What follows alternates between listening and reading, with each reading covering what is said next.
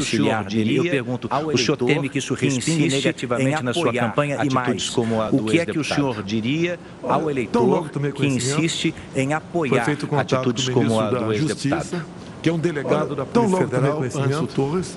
Foi feito contato com o ministro da Justiça, que é um delegado da Polícia Federal, Anderson Torres, como ele foi para que ele acompanhasse o caso, e se deslocasse para dispensado ao senhor Roberto Jefferson, como ele foi para Juiz de Fora, e diz para o tratamento dispensado ao senhor Roberto Jefferson, deveria ser de bandido. Eu não poderia falar nada mais policial com a imprensa. Por quê? E, obviamente, eu não poderia falar nada mais com a imprensa. Obviamente, se eu tivesse falado qualquer coisa mais cedo para a imprensa, do Roberto Jefferson estava uma nota que eu dei nos meus tweets. Obviamente, eu tivesse falado qualquer coisa mais cedo para a imprensa. Bom andamento, a não ser uma nota que eu dei nos meus tweets. Obviamente, tem gente aí, eu poderia estar comprometendo outro candidato, o Fujão, bom andamento da operação aqui. Obviamente, tem gente aí, político, especial outro candidato, o Fujão, que a gente poderia estar combatendo aqui, quer tirar proveito político disso. Primeiro dia que o Roberto Jefferson e não tem nada minha campanha, é verdade, e que agora ele não coordena a minha campanha. Ele entrou com uma queixa, não tem nada de amizade contra a verdade, que o Superior Tribunal Militar, em meados de setembro, ele entrou com uma queixa ministro da Defesa contra o Superior Tribunal Militar, ou seja, contra a minha pessoa, me processa, e o do senhor ministro da Defesa alguém achar que é prevaricação. Ou seja, o que ele fez, me processa aqui, não pode estar querendo buscar achar que ele está. São questões o que ele fez, ligadas o que ele queria aqui, e o nosso governo está querendo buscar não se presta isso. Agora, são questões ligadas ao autoritarismo, e o nosso governo não se presta a isso. Agora, não mais. Eu quero deixar bem claro. Repudio também a maneira como o Roberto Jefferson se referiu à senhora ministra Carmen Lúcia. Nenhuma mulher deve ser tratada dessa maneira. Agora, deixo claro. A jornalista... A incontrolável vontade de comer doces, o formigamento constante nas pernas e pés, dores no corpo e um cansaço que só parece piorar com as soluções tradicionais. No dia do aniversário, no dia que ele estava completando 12 anos, com um palavreado mais forte ainda do que o Roberto Jefferson se referiu à senhora Carmen Lúcia. Também, há poucos dias, a senhora Sâmia Suragi, procuradora-geral do Estado de Alagoas, se referiu à primeira-dama, minha esposa, Michele Bolsonaro, como vagabunda. Ou seja, nós somos vítimas do crime de ódio dessas pessoas, e não o contrário, como o Fujão aqui deixa transparecer e me ataca de forma caluniosa. Nós não passamos pano para ninguém, diferentemente do Lula, que quando Roberto Jefferson delatou o Mensalão, delatou, inclusive, José Dirceu, o Lula simplesmente passou pano para tudo isso. O Mensalão, nós não somos amigos, nós não temos relacionamento e tratamento para pessoas que são corruptas ou agem dessa maneira, como o Roberto Jefferson agiu, xingando uma mulher e também recebendo a bala policiais. O tratamento que será dispensado pelo governo Jair Bolsonaro será de bandido. Assim foi feito, ele foi detido agora, final da tarde, e já encaminhado para a Superintendência da Polícia Federal do Rio de Janeiro. No mais, o Anderson Torres não participou, não foi a Levi Gasparian, e a preocupação dele agora, como determinei, é cuidado com os dois policiais que foram vitimados por Roberto Jefferson. Como é que está a saúde deles e como nós podemos melhor acompanhar a recuperação desses dois policiais. Presidente, eu gostaria de insistir na questão dos ataques, mas entre as muita gente. Nesse segundo turno, há uma parcela desse eleitorado preocupada com o nível do debate entre o senhor e o candidato Lula do PT. O TSE chegou, inclusive, a entrar no jogo, fazendo um apelo pelo fim dos ataques na TV. Eu gostaria de saber, o senhor se comprometeria com isso nessa reta final das eleições? Como é que o senhor classifica até aqui o nível desse embate? Não há nenhum ataque meu ao outro candidato. As inserções que nós colocamos nas televisões em grande parte, vídeos do próprio Lula. Ele falando, por exemplo, que a questão do aborto é questão de saúde pública. Quando nós o chamamos de descondenado, é verdade. Quando nós falamos que ele foi condenado, que foi chefe de uma organização criminosa, isso é verdade. Quando o partido dele apoia ideologia de gênero, é verdade. Nós não mentimos, nós não precisamos mentir para mostrar o caráter do fujão. É só falar a verdade. É uma pessoa que não tem qualquer respeito com a família, com pastores, com padres, que apoia ditaduras fora do Brasil, como a de Ortega, que persegue padres, que expulsa freiras, que corta canal de televisões, como a da CNN, entre outras coisas. Isso não é baixar o nível, é mostrar a verdade do que foi o governo Lula, mostrar a delação de Palocci, contando em detalhes como Lula recebia dinheiro até dentro do próprio avião presidencial. Isso não é atacar o presidente. Mostrar a corrupção de várias estatais, como Petrobras, 900 bilhões de reais de endividamento, BNDES, 400 bilhões de reais. E quando se fala em BNDES, mostrar, em especial para o povo mineiro, que em Belo Horizonte não tem metrô, mas dinheiro nosso do BNDES, Lula mandou para Caracas, capital da Venezuela. Lá tem um metrô maravilhoso. Mostrar para a população que o dinheiro do BNDES para fazer o Porto de Mariel em Cuba se comprometeu em não pagando o empréstimo, ou não pagou, nos ressarcir em charutos. Isso é um deboche. Confesso, Edu, se eu não tivesse visto o contrato, eu não acreditaria. Então, nós não temos ataque, mostramos as verdades apenas do que aconteceu no governo do PT. Inclusive dizer que no meu governo, 21 e 22, tivemos a pandemia, lamentamos as mortes, mas o Brasil criou 3 milhões de empregos. E 2015 e 16, governo Dilma, que o Lula tinha uma tremenda participação, perdemos 3 milhões de empregos no Brasil. Isso é a maneira de administrar. Ele não administra, não é gestor, é um mandão, é um gastão. Tanto é que ele fala que vai acabar com o teto de gastos.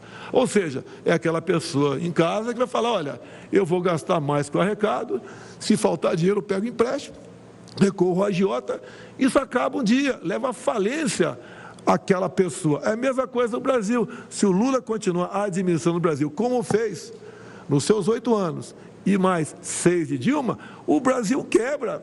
Um país riquíssimo fará com que o seu povo viva uma situação de miséria. Como, por exemplo, ele apoia o regime de Nicolás Maduro. E Maduro, juntamente com Chávez, né, que o antecedeu, quebrou a Venezuela. A Venezuela é o país mais rico do mundo em petróleo, e hoje é um país com o povo mais pobre do que o povo haitiano. Nós não queremos isso para o Brasil. Então, quando você fala em estilos, primeiro me acusam de tudo. Tudo eu sou responsável. Tudo tem um motivo para me acusar, para buscar o desgaste. E você, eleitor? Você vai simplesmente anular seu voto? Você está ajudando o Lula a ter mais votos nas urnas. É o momento de você decidir, fazer um filtro, quem está falando a verdade ou não. Nós estamos sempre mostrando fatos. E eu estou mostrando um fato gravíssimo. Ele quebrará o Brasil. O próprio Henrique Meirelles falou há pouco, em matéria, se eu não me engano, no Poder 360, onde ele diz que não decidiu ainda pelo futuro ministro da Economia. O mais possível, segundo Meirelles, é que ele adote uma política econômica semelhante ao da ex-presidente Dilma Rousseff. Lá atrás, o Palocci foi o ministro voltado para a corrupção. E o da Dilma, o Manteiga, foi para, simplesmente, a péssima gestão. Tanto é que o Brasil entrou em recessão em 2015 e 2016. Gostaria agora de falar sobre alguns temas que o próximo presidente da República, o senhor, se for reeleito, terá que enfrentar. Gostaria de começar sobre lei e ordem. Há tempos existe um debate sobre a redução da maioridade penal e há informação de que o senhor apresentaria um projeto de lei nesse sentido num eventual segundo mandato. Os críticos dessa proposta, sobretudo, falam sobre o sistema que não estaria preparado para isso, até mesmo sobre a superlotação que isso causaria nos presídios. Que argumentos a favor da proposta o senhor traria para o debate? A redução seria para os menores de 16 e 17 anos. Sempre lutei por isso, desde 91, quando cheguei à Câmara dos Deputados. Essa parcela de jovens de 16 e 17 anos, que é uma parcela muito pequena dos infratores, equivale a aproximadamente 0,2%, ou seja, cada 1.000, 2 jovens teimam em cometer crimes. E incentivados pelo fujão. O Lula sempre defendeu ladrões de celular, dizendo que ele estava roubando o celular para ganhar um dinheirinho, dando força a esses menores ladrões. Lugar de moleque dessa idade é para estar na escola. Agora, essa minoria que faz maldade, mata nossos filhos por aí, roubam, sequestram, estupram, o lugar dele na cadeia. Se lá está muito cheio, é problema dele. Eu prefiro lá na cadeia cheia do que aqui fora cometendo crime. Agora, a grande maioria da garotada, 16, 17 anos, caso quisesse e fosse aprovado nos testes, poderiam ter a sua carteira nacional de habilitação como prêmio.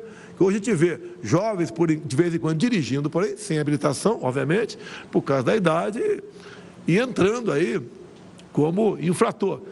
Vamos botar na cadeia quem tem que botar, quem comete esses crimes, em especial os crimes hediondos, e quem é um bom garoto, que tenha a sua recompensa com a carteira nacional de habilitação. Esse seria o teor da proposta, então? Apenas para alguns tipos de crimes, crimes hediondos? A ideia é para crimes hediondos, para a gente não generalizar muito essa questão. Se bem que furto de celular não entraria nisso, mas o roubo, né, o latrocínio entraria. O latrocínio é crime hediondo. Então não é que essa minoria pode continuar furtando o celular por aí, mas saber, tá, nesse primeiro momento, é que aqueles que cometessem crime hediondo iriam para a cadeia. E aí entra aquele elenco de crimes hediondos que realmente, como tráfico de drogas, sequestro, roubo seguido de morte, os ladrões de celular, protegidos pelo ex-presidente Lula, protegido não, estimulado para ele cometer esse tipo de crime. Há uma diferença enorme entre eu e Lula. Quando alguém, né, comete algum crime, não interessa quem seja esse alguém, nós afastamos, nós incriminamos. Para eles, a lei. Já o outro lado, não. Ele passa pano, ele trata bem, como sempre tratou bem Roberto Jefferson e José Dirceu. Um delatou o outro. Roberto Jefferson contou com detalhes as roubalheiras que acontecia no Brasil, das malas que ele recebia dinheiro para comprar apoio parlamentar. E eu estava dentro da Câmara, acompanhei tudo isso, fui em várias sessões de CPIs, acompanhando o que estava acontecendo. Então, há essa diferença enorme entre eu e o Lula. Do nosso lado, a honestidade, a decência. 3 anos e 10 meses sem corrupção. E, se porventura acontecer, ajudaremos a investigar. Conosco, corrupção zero. Você pode notar claramente com números. Antes de mim, as estatais davam pequenos lucros ou até mesmo prejuízo. Conosco, só o ano passado, o lucro das estatais, por não permitirmos que ela seja roubada, chegou na casa dos 180 bilhões de reais. Essa diferença ia para o bolso de alguém, porque as estatais, todas, quase sem exceção, as indicações para a mesma eram políticas para atender interesses partidários, para o Lula e Dilma comprarem voto dentro do parlamento brasileiro. Tanto é que, se você assistir o voto do senhor ministro, o ministro que pediu para sair do Supremo, Joaquim Barbosa, ele diz claramente lá, o único deputado de tal partido que não foi buscar dinheiro na Petrobras foi o senhor Jair Bolsonaro. E também, por ocasião da delação premiada do doleiro Alberto Youssef, ele falou que 3 deputados de um determinado partido nunca pegou dinheiro, fruto de corrupção, e um deles era Jair Bolsonaro. Ou seja, eu sempre fiz a minha parte, eu nunca vendi meu voto para ninguém, eu sempre votei com independência. Quando a matéria era boa, a gente votava favorável, quando não era, eu votava contra. Então, sempre foi esse o meu comportamento. E dizer ao Lula que a forma como ele governou o Brasil, comprando apoio parlamentar, entregando estatais, fundos de pensões, ministérios e bancos oficiais em troca de apoio político, repito, é o que levou o Brasil a mergulhar no maior escândalo de corrupção que se tem notícia em todo o globo terrestre. Bom, eu falei agora há pouco sobre crimes praticados por menores, trouxe aqui o assunto da redução da maioridade penal. Agora, é difícil assistir a um telejornal hoje sem ver uma notícia sobre quadrilha do Pix. Eu queria trazer esse assunto para cá. É inegável o avanço do sistema de pagamentos por Pix, ajuda muitos brasileiros. O senhor trouxe recentemente um número de 90 milhões de transações no pico, mas é fato também que isso criou novas possibilidades para criminosos. Só na maior cidade do país, presidente, há pelo menos 3 crimes dessa natureza por dia. Os sequestros relâmpago dispararam. Há como o governo federal ajudar nesse cenário? Conversei hoje com o Banco Central sobre esse assunto, para me preparar para a possibilidade dessa pergunta. Obviamente, o Pix, o cara não bota a mão no dinheiro. Ele sequestra a pessoa e a pessoa faz a transferência para uma conta. Então, vai para uma conta. Só que essa conta, geralmente, é uma conta laranja ou de aluguel. Então, o Banco Central vai desenvolver um sistema para que todo mundo seja identificado. Poderia ser, não vou dizer que vai ser. Ao você abrir uma conta, que tire uma fotografia sua, você pode mandar pelo Zap, para lá até, né? E de modo que essas contas ditas laranja vai ter a fotografia de alguém. Não é possível fraudar isso também? É possível também, mas você começa a fechar o cerco. Agora, deixo claro, não se compara Pix com caixa eletrônico. Você não tem mais o dinheiro em papel no bolso, melhorou bastante. O Pix você pode programar também para ter um limite de saque diário. Isso muita gente já faz isso daí. O Pix, por exemplo, deixou na mão do povo 13 bilhões de reais por ano, porque não paga qualquer taxa. Então o Pix é algo, no meu entender, excepcional. E infelizmente não vamos ter como zerar crimes desse tipo de transações. Mas tenho certeza, como conversado hoje com o Banco Central, brevemente teremos reduzido e muito essa possibilidade. Então, veio para ficar, os Estados Unidos quer o nosso Pix, outros países querem também, como a Colômbia, não sei agora com o novo presidente lá, talvez não queira mais, que o negócio dele é liberar cocaína, ele é amigo do Lula também, que poderia estar discutindo esse assunto comigo aqui. Ou seja, o Pix realmente veio para ficar e nós temos certeza que ele será aperfeiçoado e a população não quer mais falar em fim do Pix. Presidente, eu peço a sua licença agora, porque essa sabatina com o candidato à reeleição, Jair Bolsonaro, é feita por mim e por jornalistas que representam outras empresas do Grupo Record. Agora é a vez da apresentadora do Jornal da Record, Cristina Lemos. Cris, boa noite. Qual a sua pergunta? Boa noite, candidato. Edu, boa noite a todos. Senhor presidente, no dia 31 de outubro, o dia seguinte, à votação de segundo turno, o Brasil, dividido em 2 grandes grupos de eleitores, estará diante do seguinte cenário: metade dos brasileiros vai se sentir vitoriosa, a outra metade vai se sentir derrotada. Presidente, é razoável imaginar que 100% dos brasileiros desejam a paz social, o bem-estar social pelos próximos 4 anos. Se o senhor sair vitorioso no dia 30, o senhor será capaz de um gesto de pacificação de toda a população, até mesmo um gesto na direção dos seus adversários e dos eleitores que, porventura, não tenham votado no senhor? Você pode ver como foi meu comportamento diante de governadores e prefeitos, em especial durante a pandemia. Enviamos recursos para todos eles, independente da filiação político-partidária de qualquer um deles. Há 2 anos, por exemplo, você não tem notícia de servidores estaduais ou servidores municipais de atraso em pagamento ou parcelamento de 13º salário. Tratamos todo mundo com igualdade. Você não vê sobre as ditas minorias qualquer discriminação da nossa parte.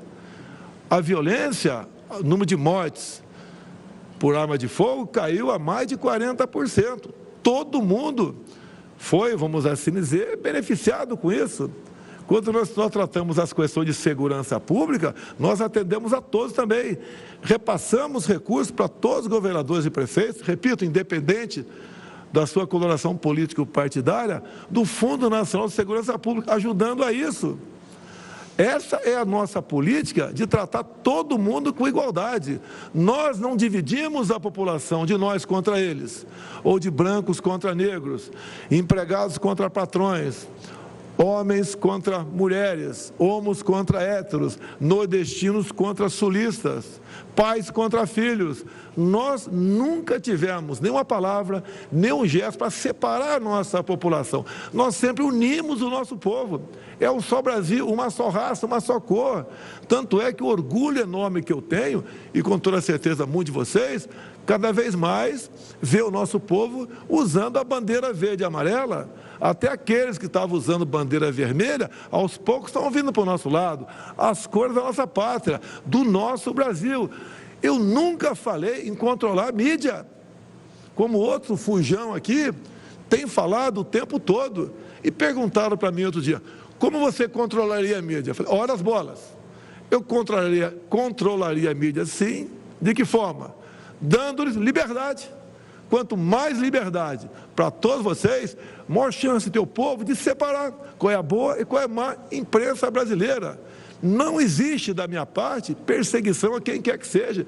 Quando alguém da esquerda comete um crime, eu não culpo o Lula, como ele faz comigo o tempo todo. Há poucas semanas, um marginal, matou a esposa e um filho menor.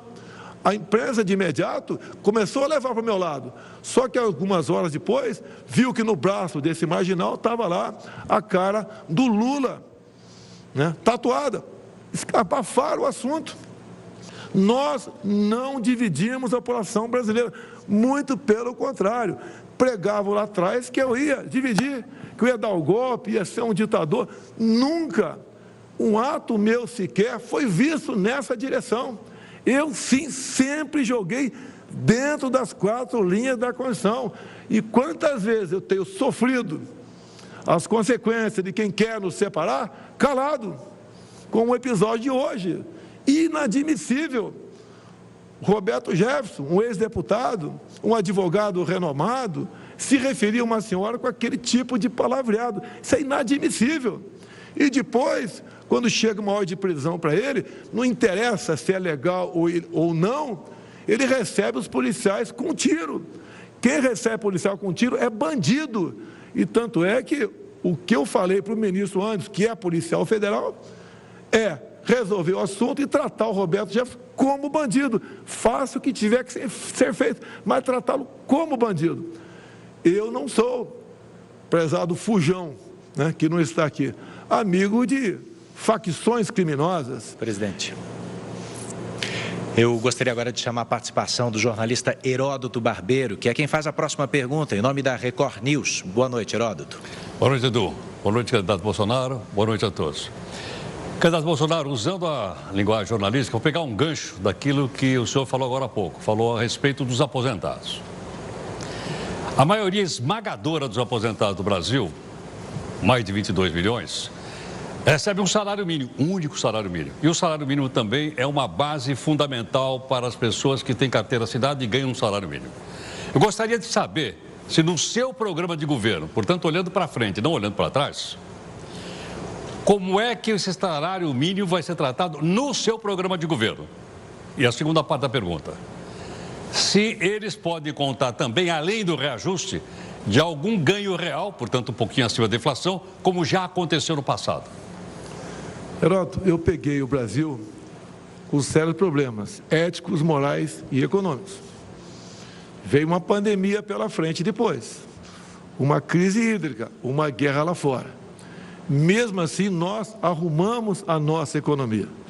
Eu tenho um ministro da Defesa, chamado Paulo Guedes, que é reconhecido fora do Brasil. Os números da economia nossa realmente são de fazer inveja para a grande maioria dos outros países. O que ele declarou há poucos dias? Que nós daremos, sim, um aumento acima da inflação para o salário mínimo, para os aposentados e para os servidores. Eu acredito no ministro Paulo Guedes. E olha só, durante a pandemia, quando obrigaram o povo a ficar em casa, contra a minha vontade, nós atendemos a 68 milhões de pessoas com o auxílio emergencial. E as mulheres com o dobro desse valor, que era de R$ 600. E o Brasil não entrou em crise.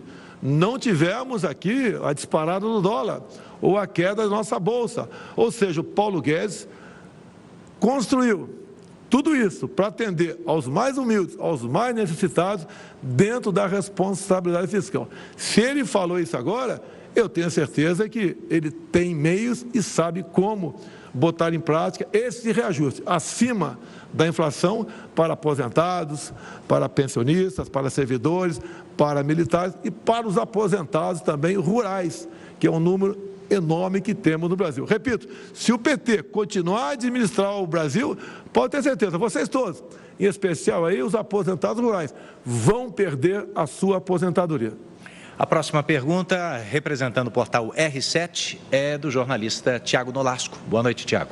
Edu, presidente, boa noite a todos que estão nos assistindo também. Uma crítica que tem sido feita nessa campanha de segundo turno é se falar pouco da economia para os próximos 4 anos. O principal adversário do senhor, o ex-presidente Lula, fala em um Estado maior, sem privatizações. O senhor e o ministro Paulo Guedes defendem um Estado menor, com privatizações. Eu queria saber se nos próximos anos é possível manter crescimento econômico, queda do desemprego e também uma inflação menor, já que é isso que influencia na vida da população no dia a dia. Ô, Nolasco, nós completamos o 3º mês com deflação. Em grande parte, o preço dos combustíveis, que nós não demos uma canetada obrigando a Petrobras a reduzir o preço da refinaria. Nós fomos em cima dos impostos. Nós botamos um teto para o ICMS. Não foi apenas para o imposto estadual da gasolina, foi também para a energia elétrica. O pessoal teve a redução de preço de energia elétrica. Foi para as telecomunicações e para o transporte também. Deixo claro que quando nós votamos isso no parlamento, lá no Senado, todos os senadores do PT foram contra a redução do preço dos combustíveis. Todos. Que partido é esse, senhor Fujão, que vota contra os pobres? Também não é só isso. Nós zeramos todos os impostos federais dos combustíveis. O gás de cozinha já tínhamos zerado lá atrás. E dizer mais, durante a pandemia reduzimos muitos impostos e zeramos outros. Há poucas semanas ou meses, um decreto meu, mas foi feito lá no Ministério da Economia, nós reduzimos 35% do IPI de 4.000 produtos.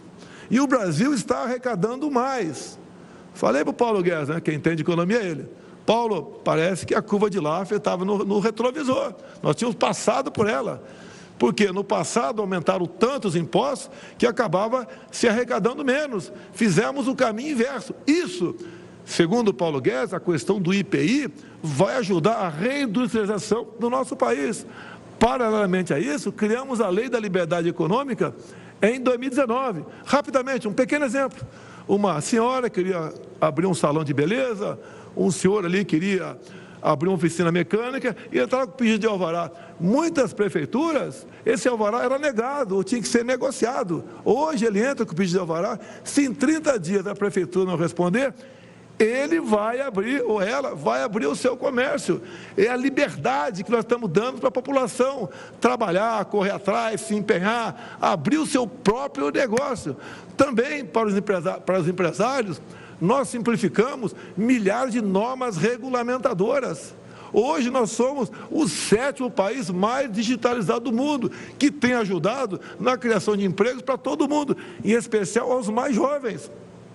Esse é um pequeno sinal do que fizemos e estamos fazendo pela economia do nosso Brasil. O Brasil vai muito bem na economia, graças a Deus, e graças à equipe de ministros que eu pude indicar, sem qualquer interferência político-partidária para conseguir votos dentro do Parlamento brasileiro. O senhor me dá gancho para mais uma pergunta, mas eu vou fazer no próximo bloco. Esse foi o primeiro bloco da sabatina da Record TV, da Record News e do portal R7, com o candidato à reeleição Jair Bolsonaro, do Partido Liberal. Como você já sabe, hoje seria a noite de debate, um debate importante, mas que infelizmente não acontece porque o candidato do Partido dos Trabalhadores, Lula, do PT, decidiu não comparecer. Depois do intervalo, a gente volta com a continuação da entrevista com Jair Bolsonaro. Você pode marcar a hashtag nas suas redes sociais, Sabatina na Record. Eleições 2022, o voto na Record.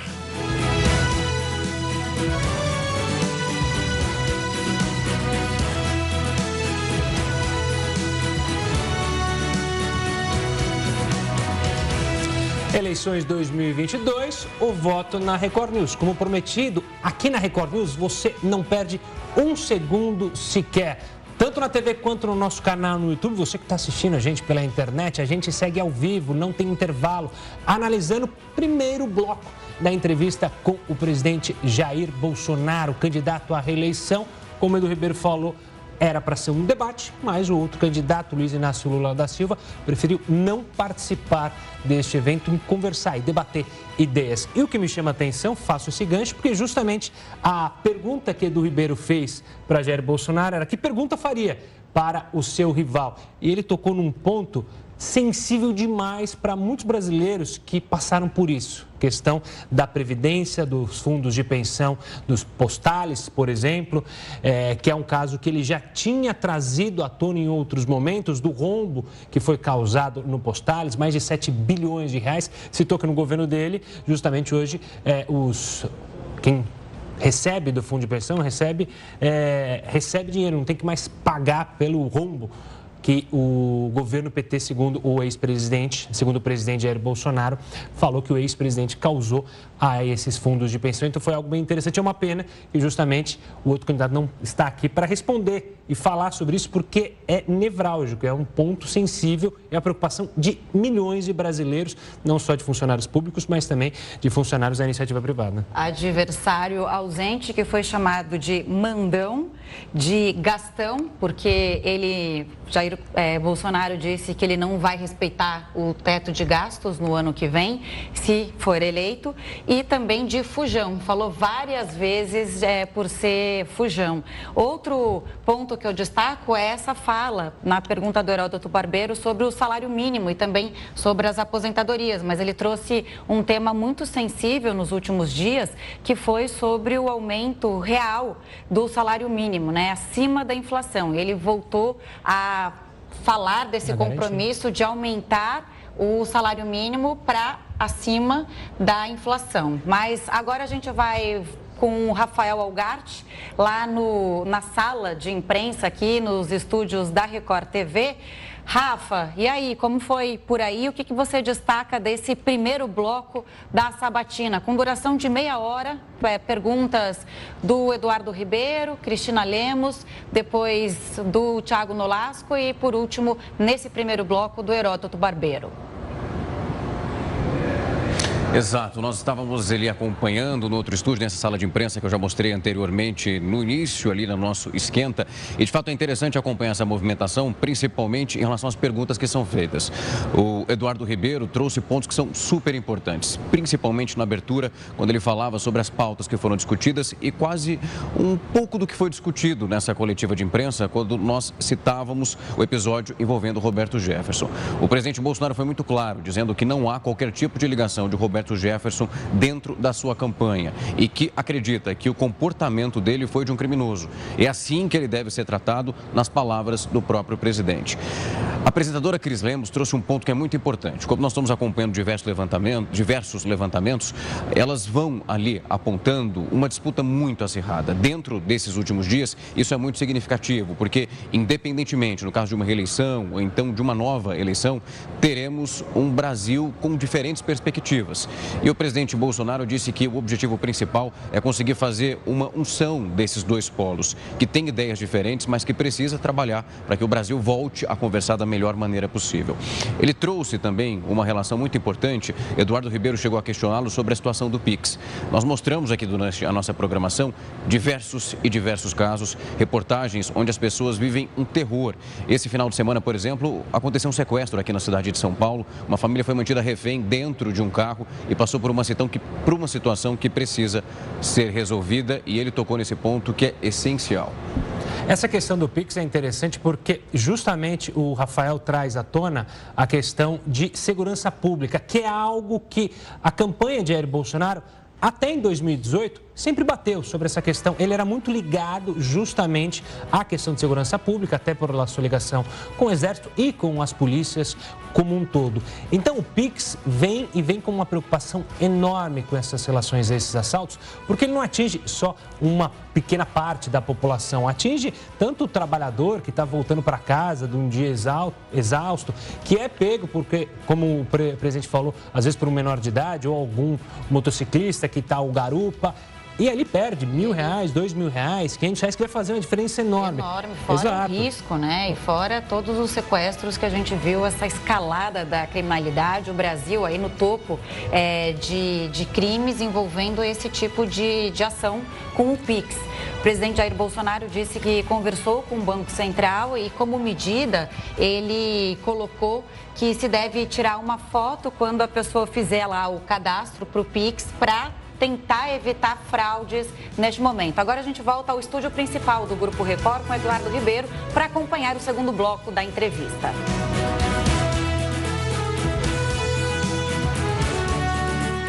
Já estamos de volta com a sabatina com o candidato à presidência da República, Jair Bolsonaro, do Partido Liberal. Estava previsto para hoje, pela Record TV, pela Record News e o portal R7, um debate entre os dois candidatos que disputam a presidência, mas o candidato Lula, do PT, não compareceu. Presidente, eu gostaria de voltar à noite do resultado do primeiro turno das eleições. O senhor, já ciente dos votos que tinha recebido nas urnas, fez o que talvez tenha sido o discurso político seu mais conciliador de todos. O senhor falou, admitindo que talvez não tivesse conseguido se comunicar corretamente com nordestinos, com a população mais pobre, com a população menos escolarizada. Há 7 dias da decisão. O senhor acha que reverteu esse quadro e como? Não só revertemos, buscando uma melhor comunicação, bem como as oportunidades, como essa que estou tendo aqui, da gente mostrar o que nós fizemos. Parece que é o governo que só tinha notícia ruim. Isso não era verdade. Tem gente que diz, que tem informação, não vota em mim porque eu sou um pouco grosso, porque falo palavrão de vez em quando. E eu tenho falado, falo palavrão, mas não sou ladrão. Eu dou o melhor de mim. A minha educação no interior aqui de São Paulo é o pai que olhava para você e você obedecia. Depois fiquei 15 anos no Exército Brasileiro. O Exército Brasileiro tem uma boa instrução, mas a educação fica um pouco no segundo plano nos seus exercícios. Talvez a minha forma de agir e ser um pouco rude no palavreado que afastou algumas pessoas. E eu quero dizer para elas, eu me desculpo, tá? Eu estou fazendo o melhor de mim. Eu sou um gestor. Eu escolhi uma equipe de ministros nunca visto na história do Brasil. Não é o Paulo Guedes apenas, é o Tarcísio, é o Marcos Pontes, nosso astronauta, é a Tereza Cristina, é a Damares, é o Fábio Farias, entre tantos e tantos outros. É o Onique Lorenzoni, lá no Rio Grande do Sul. E são pessoas que deram conta do recado. Essas pessoas passaram por um momento difícil, a pandemia. Nós demos conta do recado. O outro lado, que não é acusado disso, enquanto esteve no governo, só praticou corrupção. Até durante o meu governo, o consórcio do Nordeste, do senhor Carlos Gabas, ex-ministro Dilma Rousseff, desviou 50 milhões de reais, com a conivência de Rui Costa, ex-governador da Bahia. Ou seja, tivemos nordestinos morrendo por falta de ar, porque dinheiro que era para comprar respirador não foi comprado, foi desviado. Inclusive dinheiro gasto em loja de maconha, e lamentavelmente a CPI não quis investigar isso daí. Então, muitas vezes, toma conhecimento dessas notícias e se exalta, e daí fala um palavrão ou outro. Me desculpa, pô, mas é a minha indignação. Muita gente se preocupa apenas com o que eu falo e não com o que eu faço. Olhe o Brasil como está, compare o Brasil com o resto do mundo, em especial com alguns países aqui na América do Sul, como a Colômbia, Venezuela, Argentina, Chile, mas lá na região central ali, a Nicarágua. Esses presidentes todos são amigos de Lula. Todos não têm nenhum respeito com a família, nenhum respeito com o dinheiro público. Pegaram os seus países e afundaram os seus países. Chile e Colômbia estão passando um momento difícil na economia há poucos meses da assunção dos seus respectivos ministros. E lá eles falam manso, falam bonito até, são bastante afáveis. Mas, na prática, quem sofre é o povo com um comportamento manso, mas, na verdade, com ações terríveis para todo mundo. Eu peço a vocês, vocês não estão elegendo um presidente num desfile de etiqueta ou de moda. Só eu estou aqui para servir a minha pátria. Sempre tive orgulho da minha vida de militar, servir a pátria, fardado, e agora estou servindo a pátria de paletó e gravata. Esse é o meu compromisso. Olha como é que está o Brasil. Você vai, por exemplo, anular seu voto? Porque eu falo um pouco grosso, eu nunca paguei vexame em nenhum lugar do Brasil. Um palavrão ou outro acontece aqui dentro, escorrega. Lamento, peço desculpas mais uma vez, mas procuro acertar. E quando erro, me desculpo também. Não tenho compromisso com erro. E eu sempre quis o melhor da minha pátria. E tenho certeza, se Deus, novamente, me der a honra de ser presidente da República, vamos melhorar mais ainda o nosso Brasil. Se passamos bem por pandemia, crise de falta d'água e guerra lá fora, imagine agora, com a economia ajustada, o que faremos nos próximos 4 anos. Me permite falar de gastos públicos, presidente.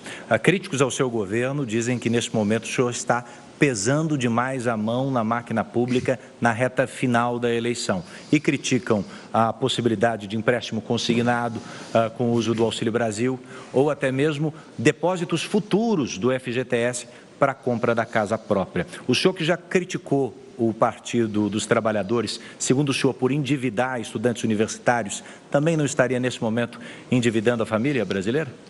Nós estamos num período pós-pandemia. Lá atrás, em segundo plano, era dar um curso superior para o jovem. A intenção era atender aos conglomerados de universidades privadas com recursos do FIES que saíram do Banco do Brasil e da Caixa Econômica. E nós agora salvamos essa garotada. Mais de 1 milhão de jovens tinham dívidas impagáveis com o FIES. Mandamos o projeto para o Congresso. O Congresso aperfeiçoou esse projeto. E hoje em dia você pode negociar a sua dívida do FIES junto à Caixa ou Banco do Brasil por aplicativo. E essa anistia chega até 99%. Quando nós acertamos a questão do consignado para o pessoal do Auxílio Brasil e do BPC, foi uma maneira de tirá-los das mãos de agiotas. Pode, inclusive, fazer um acerto com a Caixa Econômica Federal, a Caixa compra essa dívida de vocês e vocês vão pagar um juros menor. Nós estamos tirando da inadimplência milhões de pessoas que vão recorrer, já estão recorrendo do consignado, repito, no Auxílio Brasil e também no BPC. Presidente, o líder do MST, João Pedro Stedley, ele disse recentemente que, caso Lula vença as eleições, deve acontecer uma retomada do movimento Sem Terra. Eu gostaria de saber, primeiro, o senhor acredita nessa possibilidade e, segundo, a que o senhor acredita a queda de invasões durante o governo, do seu governo? Isoladamente, temos notícias de que o MST está se reorganizando. Eles estão tendo dificuldades, primeiro porque eu tirei dinheiro de ONGs que iam para eles. Tinha bancos oficiais nossos que, de forma indireta, mandavam dinheiro por ONG para essa turma do MST, para enriquecer João Pedro Stedley e José Rainha Júnior. Como é que nós tiramos a força do MST? Nós pegamos os assentados, que eram pessoas que tinham alguns hectares com eles, no assentamento, e eles eram usados pelo MST para invadir terra dos outros. Nós titulamos essas terras, nós já demos 420 mil títulos, que é o registro, aquele documento que esse pessoal outrora do MST não tinha. E ao fazer isso, nós demos dignidade a eles. Essas pessoas passaram a ser cidadãs de verdade, passaram a integrar de verdade a agricultura familiar, que nunca teve tanto apoio do nosso governo de outros governos, como está tendo no nosso governo. E deixo claro, quando falo em mulher também, né, ou mulheres, esses 420 mil títulos, 80% deles foram para as mulheres. Nós entendemos que esse título, essa propriedade em nome da mulher, é uma garantia maior para os filhos e netos dos casais. Ou seja, tiramos a força do MST titulando terras. É isso que nós fizemos. Agora, vale a pena alguns números aqui. No governo Fernando Henrique, tínhamos uma invasão de terra por dia, em média. No governo Lula, 20 invasões por mês. No meu governo, 5 por ano. Tanto é que há 3 anos e 4 meses, vocês não têm notícia de invasão de terra. Levamos paz para o campo. Acabamos com a violência, em grande parte, no campo. Porque tratamos com dignidade aquelas pessoas que o PT dizia que ia dar uma terra para ela e ela ia ser feliz, o que, na verdade, isso não aconteceu. E nosso governo, que pese toda a acusação que eles fazem contra a gente, em especial, agora há pouco nós discutimos, né, que eu sou um cara meio bronco, meio grosso, mas nós atendemos a população de verdade. Não temos palavras bonitas, nós temos ações concretas.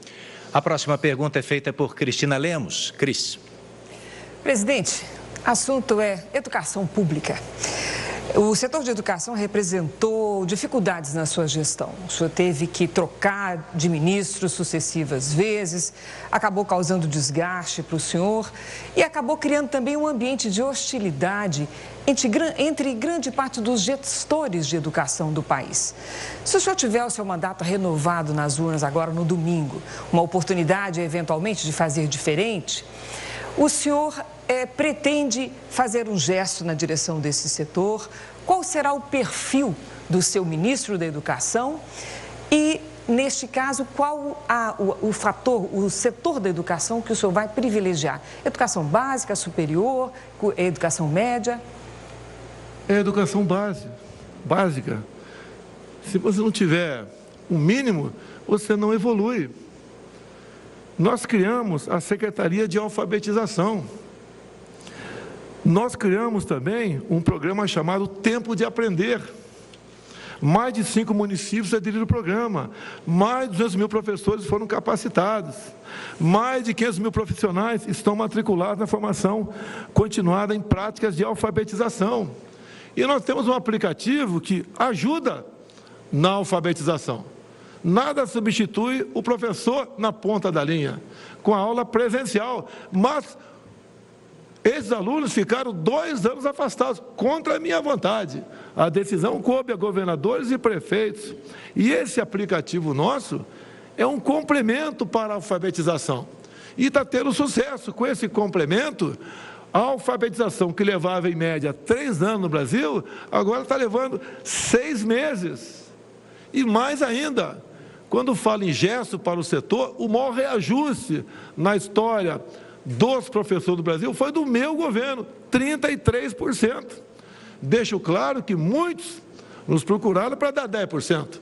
E como tínhamos recurso para isso, demos o 33% a eles. Também começamos a investir em escolas cívico-militares. Como, por exemplo, Bagé. O prefeito de Bagé tem, hoje em dia, 3 escolas cívico-militares. E quer mais? Há uma vontade enorme dos pais em botar os seus filhos nessas escolas, porque lá tem hierarquia, tem disciplina, se cobra dever de casa, se exige respeito e responsabilidade por parte dos alunos, canta o hino nacional, chama o professor de senhor e a professora de senhora. Então, a forma como nós estamos tratando o ensino fundamental é que vai ser a marca do meu governo. E já está pronto para ser inaugurado aqui em São Paulo também o 14º Colégio Militar. Eu espero, como havia prometido lá atrás, não consegui cumprir a promessa de termos um colégio militar em cada capital de estado que não o tenha.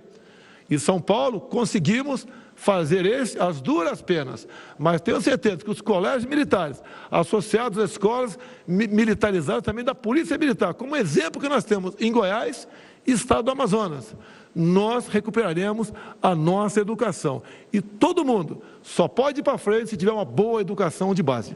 Vamos agora ouvir a pergunta do jornalista Heródoto Barbeiro.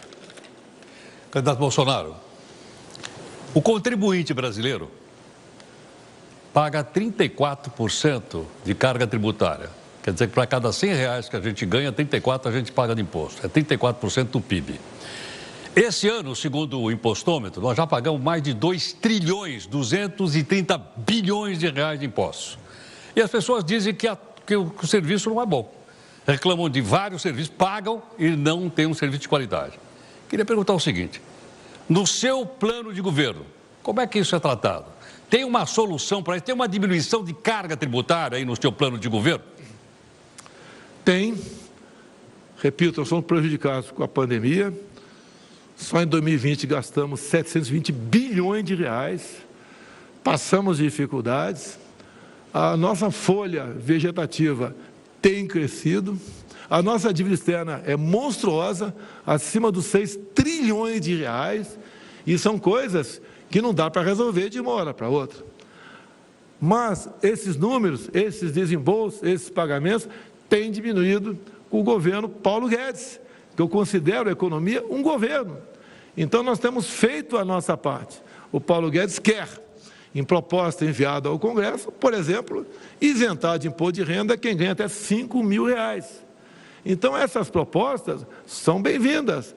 A carga tributária realmente é enorme no Brasil. Lamento, é uma herança que nós temos e nós temos obrigação de manter esses contratos e não deixar a economia desequilibrar. Também, o que o Paulo Guedes tem feito, repito, diminuindo a carga tributária, como os combustíveis, como o IPI de 4.000 produtos, entre outros. Então, nós estamos ajudando, até de forma indireta, né, diminuir o peso do Estado para com a população. E dizer mais, nós não abrimos quase concurso público nos nossos anos. Não é por maldade, é porque o Estado, cada vez mais, tem dificuldade de honrar suas folhas. A gente quer, muitas vezes, dar um bom reajuste e não consegue. Se bem que a promessa do Paulo Guedes, dar um reajuste pelo menos igual à inflação. Ou melhor, dar um reajuste acima da inflação para o ano que vem. Quando eu assumi, deixo claro, cortamos 30.000 cargos em comissão. Demos exemplo, cortamos na própria carne. Outro partido tinha isso lá, né, quando governava o Brasil, e até cobrava 30% dos comissionados para o respectivo fundo partidário. Usavam a máquina inchada para arrecadar para o fundo partidário. Nós fizemos diferente. Nunca cobrei 1 centavo, 1% ou 0,1% de servidor comissionado para o meu partido. Então, esse exemplo que estamos dando, dá para resolver? Vamos resolvendo. Desculpe o gerúndio, não tem outra explicação. Aos poucos, nós chegaremos lá. Temos investido muito em pesquisa e desenvolvimento, com o Marcos Pontes. Um país que não desenvolve isso, está condenado a ser escravo de outro país. Está olhando aqui o Edu para eu encerrar a conversa. Então, estamos buscando maneira de produzir mais, de fazer mais negócios com o mundo, como o nosso agronegócio, que é um exemplo para o mundo todo, tem feito. Bom, em nome do Portal R7, a pergunta agora é do jornalista Tiago Nolasco.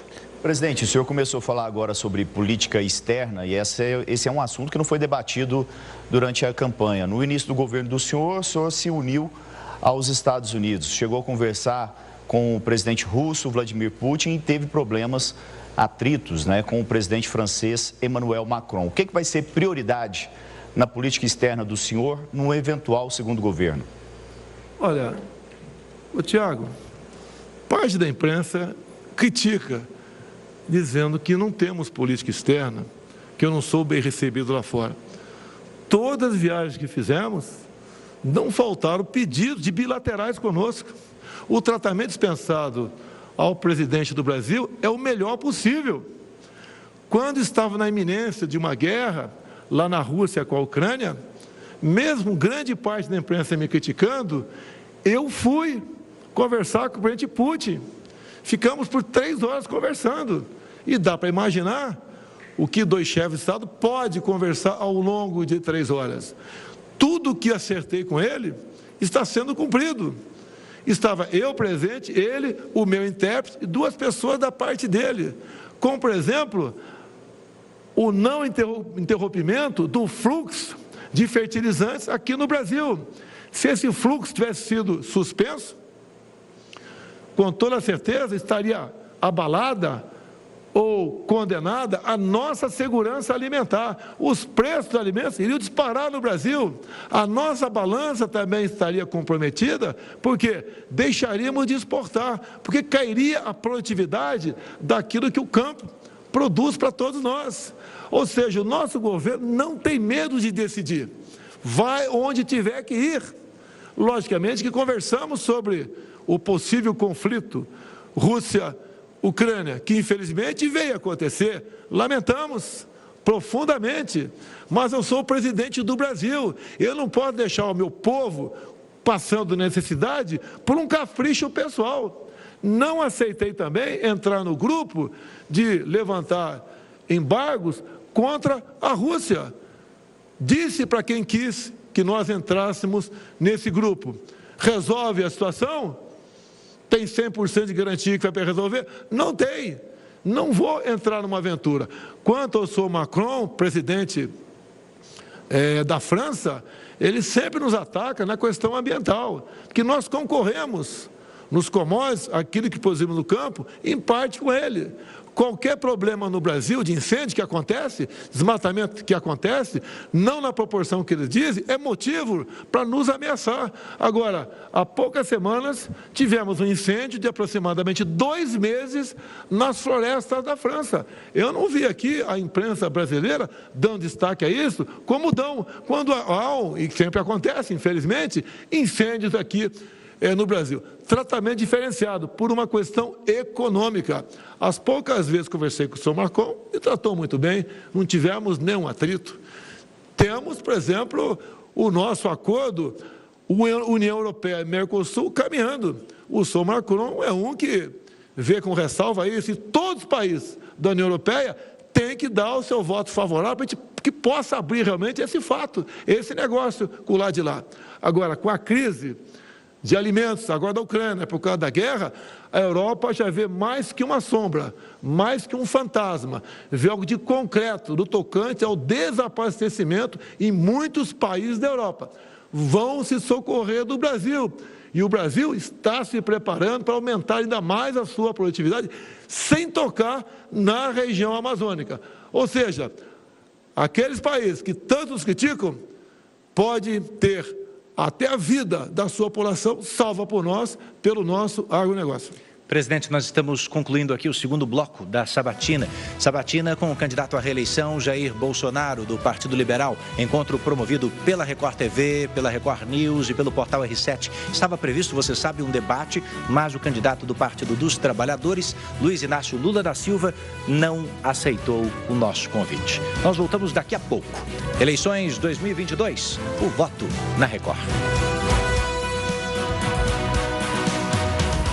E o voto na Record News continua por aqui. Eu quero aproveitar esse momento e mandar um grande abraço a todos que acompanham a gente pelo nosso YouTube, audiência bombando lá. E lembrar, você que está acompanhando aí pelo YouTube, não se esquece de se inscrever no nosso canal. Informação de qualidade, de graça, a qualquer hora do dia, sempre na palma da sua mão. Então, está assistindo, ativa o sininho para... Que estamos aqui no intervalo ao vivo na Record News e também nas plataformas digitais da Record TV, do portal R7. É só acompanhar, porque depois da última parcela, da última etapa da sabatina, a gente tem aqui o pós para comentar todos os detalhes e os principais momentos dessa entrevista comandada pelo Eduardo Ribeiro. E você, Edu, o que você... Gu, o que você achou desse segundo bloco? Eu achei importantíssimo essa primeira pergunta que o Edu Ribeiro fez sobre a questão dos empréstimos consignados. O presidente Jair Bolsonaro e toda a sua campanha sempre criticou o uso da máquina pública nas administrações petistas. E o Eduardo Ribeiro foi no ponto ao questionar o presidente Jair Bolsonaro sobre esses empréstimos consignados, esse uso do empréstimo consignado para trazer mais dinheiro para a população e o risco dessa população ficar justamente endividada, também a disponibilidade do depósito futuro do FGTS na compra da casa própria.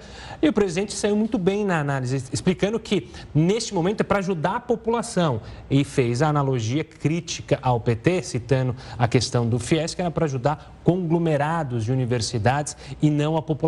Então, o presidente conseguiu sair muito bem ao responder isso, que é um assunto delicado, que é um assunto que pegou justamente a campanha junto com a questão da desindexação do salário mínimo, que o presidente tem batido a todo momento que não, vai haver sim aumento de salário mínimo real para o trabalhador, porque isso ficou um ruído ali entre a campanha e o Paulo Guedes. A campanha de Jair Bolsonaro também está muito focada, né, nos votos do Nordeste brasileiro, que por muitas vezes, né, no primeiro turno a gente viu uma predominância a votar no candidato Luiz Inácio Lula da Silva. Ele falou sobre esse diálogo, ele diz que ele conseguiu, que ele acredita que ele conseguiu furar essa bolha, e até achei engraçado, eu anotei aqui que ele fala, né, ele se desculpou, a gente vê um Bolsonaro calmo, né, se desculpou pela maneira como ele fala e fala exatamente essa frase: muita gente se preocupa como eu falo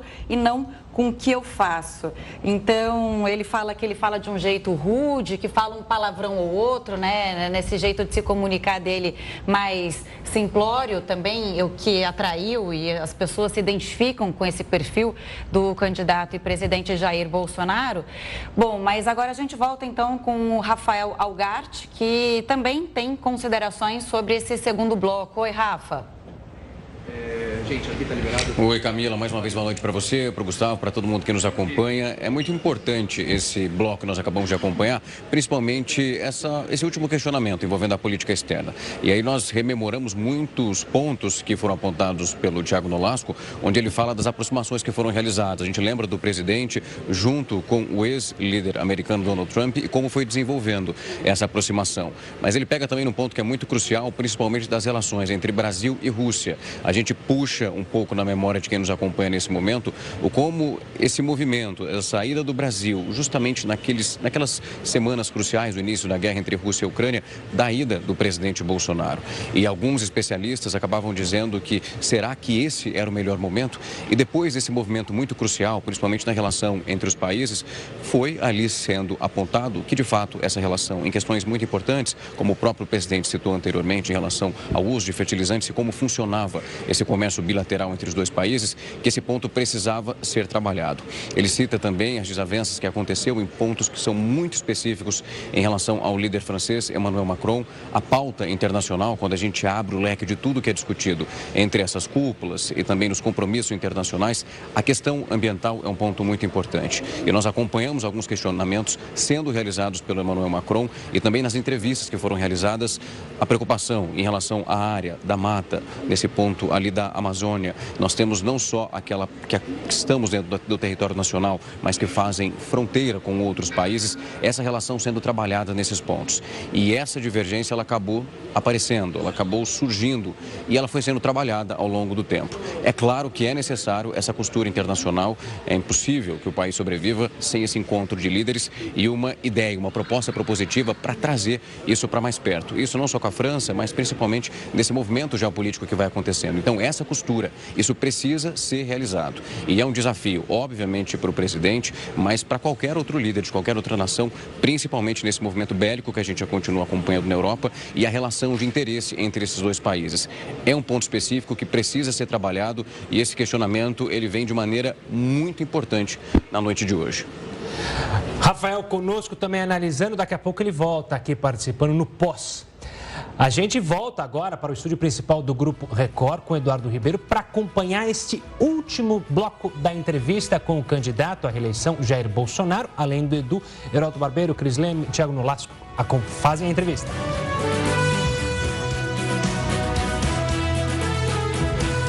Você está com a última parte da sabatina ao vivo, promovida pela Record TV, pela Record News, pelo portal R7.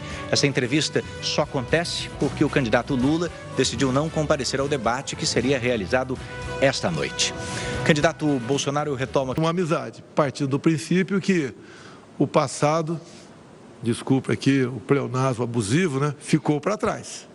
Então é isso que acertamos com o Sérgio Moro. E mais ainda, ele tem realmente uma memória sobre a corrupção, sobre Lava Jato, entre outras operações aqui de combate à corrupção no Brasil.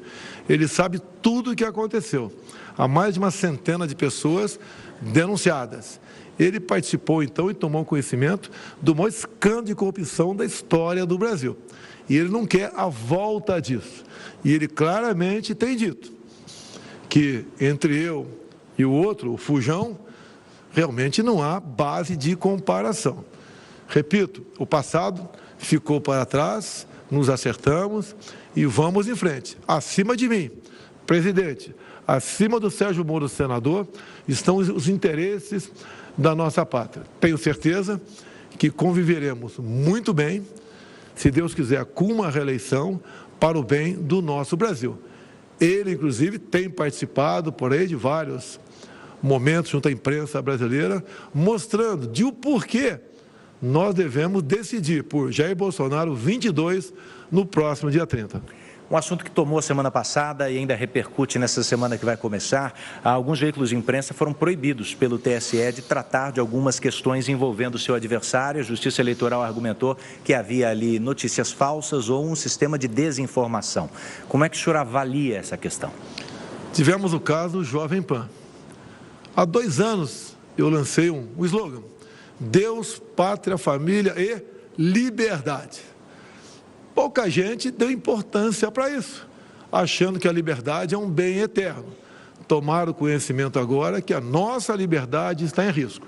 Agora, deixo bem claro, antes de qualquer crítica ao Tribunal Superior Eleitoral, que, no meu entender, decidiu equivocadamente sobre a censura junto à Jovem Pan, o processo que foi ajuizado lá foi assinado pelo Partido dos Trabalhadores, ou seja, o PT está dando uma pequena demonstração de como seria um possível governo Lula no tocante à censura.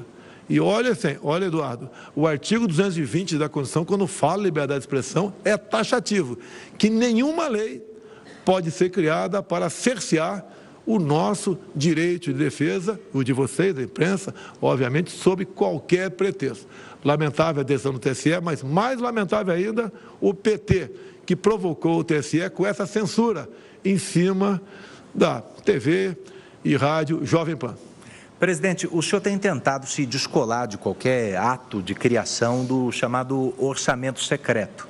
Eu gostaria de saber o seguinte: se o senhor tem essa popularidade, esse capital político numa eventual vitória no segundo turno, a minha pergunta é: o senhor está satisfeito com o orçamento secreto? Porque o senhor teria, em tese, condições, inclusive, de maioria no Congresso para redistribuir o controle desse dinheiro. Vai lidar como com isso? Eu perdi poder. Para esse ano serão aproximadamente 19 bilhões de reais, que quem vai distribuir pelo Brasil vai ser o relator. Ele pode achar que tem seus méritos tocante a isso. Eu penso de maneira diferente. Não é o poder pelo poder. Creio que nós possamos melhor distribuir esse recurso.